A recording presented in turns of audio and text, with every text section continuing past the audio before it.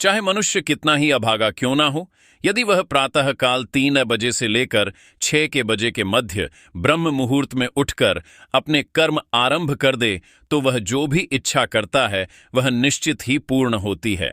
एक समय की बात है, माता पार्वती ने भगवान शिव से निवेदन किया, हे स्वामी, मैंने देखा है कि चाहे मनुष्य कितना ही दुर्भाग्यशाली क्यों ना हो, यदि वह ब्रह्म मुहूर्त में उठता है तो उसके जीवन में सुख, शांति और सफलता स्वतः आने लगती है। ऐसा क्यों होता है? कृपया मुझे इस रहस्य का बोध कराइए। भगवान शिव ने प्रसन्न होकर कहा, हे देवी, तुम्हारा यह प्रश्न अत्यंत कल्याणकारी है। मैं तुम्हें इस प्रश्न का उत्तर एक कथा के माध्यम से दूंगा। ध्यानपूर्वक सुनो। जो मनुष्य इस कथा को पूर्ण श्रद्धा से सुनता है, वह कभी भी इस अमूल्य अवसर को अपने हाथ से नहीं जाने देता। ब्रह्म मुहूर्त का रहस्य जान लेने के पश्चात उसका संपूर्ण जीवन परिवर्तित हो जाता है। बहुत समय पूर्व की बात है। काशी नगरी में दीनू नामक एक बालक रहता था। वह हृदय से अत्यंत अच्छा था, किंतु उसमें एक बुरी आदत थी। वह प्रातःकाल बहुत देर से उठता था। घर के लोग उसे प्रतिदिन जगाने का प्रयत्न करते, परंतु वह प्रातः 9 बजे से पहले कभी नहीं उठता था। जब वह बालक था तब उसके परिवार वालों ने सोचा कि समय के साथ उसकी यह आदत सुधर जाएगी, परंतु जैसे जैसे वह बड़ा होता गया, यह आलस्य और भी दृढ़ होता चला गया। दुनिया इधर से उधर हो जाए, किंतु दीनू कभी जल्दी नहीं उठता था। उसके पिता उसकी इस आदत से अत्यंत दुखी रहते। धीरे धीरे उस पर नकारात्मक शक्तियों का प्रभाव बढ़ गया। वह सबको पलटकर उत्तर देने लगा। मन सदैव उदास रहता और उसके स्वास्थ्य पर भी विपरीत असर पड़ने लगा। जब उसे उसके सभी मित्र जीवन में सफलता प्राप्त कर चुके हैं, तब वह और अधिक विषादग्रस्त हो गया। ईश्वर को कोसते हुए वह बार बार कहता, मेरी किस्मत ही खराब है, मुझे कुछ भी नहीं मिलता। परंतु उसके पिता यह भली भांति जानते थे कि उसकी असफलता का वास्तविक कारण उसका आलस्य और देर तक सोना है। एक दिन उसके पिता को एक महान सन्यासी के विषय में जानकारी मिली। उन्होंने निश्चय किया कि वे अपने पुत्र की समस्या लेकर उस सन्यासी के पास जाएंगे। वे उस सन्यासी से मिले, सब बात बताई। सन्यासी ने कहा, कल अपने पुत्र को मेरे आश्रम में ले आइए, मैं उसे एक उपाय बताऊंगा। पिता घर लौटे। उन्हें झांक था कि यदि वे सीधे कहेंगे तो पुत्र तैयार नहीं होगा। अतः उन्होंने प्रेम पूर्वक कहा, बेटा, तेरे सभी मित्र सफलता प्राप्त कर चुके हैं, क्या तू सफल नहीं होना चाहता? लड़के ने उत्तर दिया, चाहता तो हूं पिताजी, पर जब भी उनसे रहस्य पूछता हूं वे कुछ नहीं बताते। पिता मुस्कुराए और बोले, मुझे उस रहस्य का ज्ञान हो गया है कि वे सब सफल क्यों हो रहे हैं। लड़का उत्साहित होकर बोला, कृपया बताइए पिताजी। पिता ने कहा, कल प्रातः एक सन्यासी के आश्रम में जाना होगा।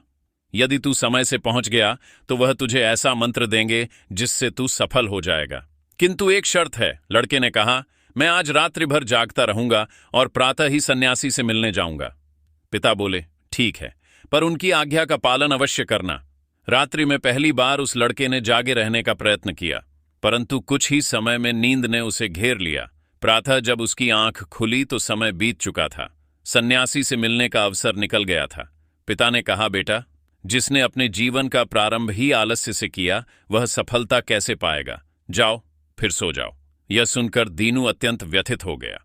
उसने मन ही मन संकल्प लिया कि वह अगले दिन अवश्य समय पर पहुंचेगा। उसने अपने पैर में हल्का सा घाव कर लिया ताकि दर्द के कारण उसे नींद न आए। यह उसके जीवन का पहला अवसर था। जब उसने प्रातःकाल का उदय देखा, वह तत्काल तैयार होकर सन्यासी के आश्रम पहुंचा। वहां उसने देखा कि सन्यासी और उनके शिष्य ध्यान में लीन हैं। ध्यान समाप्त होने के बाद वह सन्यासी के चरणों में गिर पड़ा और बोला, गुरुदेव, कृपा कर मुझे ऐसा मंत्र बताइए जिससे मैं भी अपने मित्रों की भांति सफल हो सकूं। सन्यासी मुस्कुराए और बोले, अच्छा, तो तुम वही बालक हो जिसके पिता मुझसे मिलने आए थे। मैं तुझे वह मंत्र अवश्य दूंगा, परंतु एक शर्त पर। लड़का चिंतित हो उठा। कौन सी शर्त गुरुदेव? सन्यासी बोले, तुझे अगले 21 दिनों तक मेरी आज्ञा का पालन करना होगा, तब मैं तुझे वह दिव्य मंत्र दूंगा। यदि बीच में तेरा संकल्प टूटा तो उस मंत्र का कोई प्रभाव नहीं रहेगा। लड़के ने दृढ़ निश्चय के साथ कहा, गुरुदेव, मैं आपकी सभी आज्ञाएं स्वीकार करता हूं।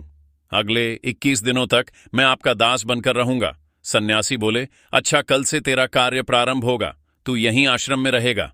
ब्रह्म मुहूर्त में उठेगा, ध्यान करेगा और अन्य कार्यों में सहयोग करेगा। संकल्प दृढ़ रखना। पहले कुछ दिन सब ठीक रहा, पर 8वें दिन उसका संकल्प टूट गया। वह फिर देर तक सोया रह गया। प्रातः जब उठा तो अत्यंत पछताया और रोते हुए सन्यासी के चरणों में गिर पड़ा। गुरुदेव, मुझसे बड़ी भूल हो गई, अब मैं कभी सफल नहीं हो पाऊंगा। सन्यासी ने स्नेहपूर्वक कहा, नहीं पुत्र, फिर से आरंभ कर। असफलता ही सफलता की जननी है। अब दृढ़ संकल्प के साथ आगे बढ़। लड़के ने पूछा, गुरुदेव, ब्रह्म मुहूर्त में उठना इतना आवश्यक क्यों है? यहां सब लोग इतनी जल्दी क्यों उठते हैं? तब सन्यासी ने उसे गढ़ ज्ञान दिया। रात्रि को 4 पहरों में विभाजित किया गया है। पहला रुद्रकाल संध्या 6 बजे से 9 बजे तक। दूसरा राक्षस काल रात्रि 9 बजे से 12 बजे तक। तीसरा गंधर्व काल रात्रि 12 बजे से 3-4 बजे तक। और अंतिम मनोहर काल, जिसे ब्रह्म मुहूर्त या अमृत बेला कहा जाता है, प्रातः 3 बजे से 6 बजे तक यह समय होता है, जब नकारात्मक शक्तियां निष्क्रिय होती हैं और दैविक शक्तियां सक्रिय हो जाती हैं। ब्रह्म मुहूर्त अर्थात देवताओं का काल। इस समय देवता पृथ्वी पर विचरण करते हैं और जो मनुष्य जागृत रहता है उस पर उनकी कृपा होती है। इस समय मनुष्य का मस्तिष्क शुद्ध और शांत होता है, विचार रहित होता है। यदि समय अध्ययन किया जाए तो ज्ञान दीर्घ काल तक स्मरण रहता है। प्राचीन काल में लोग सूर्यास्त के साथ दिन का अंत करते और सूर्योदय के साथ आरंभ, यही प्रकृति के साथ तालमेल का रहस्य है। लड़के ने कहा, गुरुदेव, यदि मैं ब्रह्म मुहूर्त में उठूं तो मुझे क्या करना चाहिए? सन्यासी बोले, प्रातः उठते ही सबसे पहले धरती माता को प्रणाम करो, फिर अपनी दोनों हथेलियों को देखो और ईश्वर को धन्यवाद दो कि उन्होंने तुम्हें एक और शुभ प्रभात देखने का अवसर दिया। उसके पश्चात स्नान करो, जिससे शरीर ही नहीं मन भी शुद्ध होता है। फिर ध्यान आरंभ करो। ब्रह्म मुहूर्त में ध्यान का काल अत्यंत शुभ माना गया है। यदि तुम किसी मनोकामना की पूर्ति चाहते हो तो उसी समय ध्यान में बैठो। रीढ़ और गर्दन सीधी रखो, सुखासन में बैठकर आंखें बंद करो और ध्यान आज्ञा चक्र पर केंद्रित करो, जो दोनों भों के मध्य स्थित है।